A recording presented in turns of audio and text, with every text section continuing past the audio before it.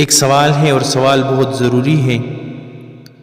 سوال یہ ہے کہ ٹی وی والے کمرہ میں نماز پڑھنا جائز ہے یا ناجائز ہے؟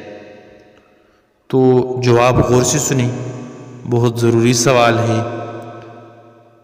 جس وقت آپ نماز پڑھ رہے ہیں اس وقت ٹیلی ویژن بند ہے تو اس کمرہ میں نماز بلا کراہت صحیح ہے، بلا کراہت نماز صحیح ہے۔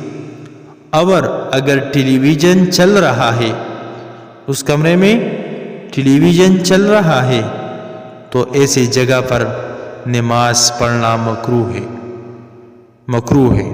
اور جو جگہ لہو لعب کے لیے مخصوص ہو اس میں بھی نماز مکروہ ہے۔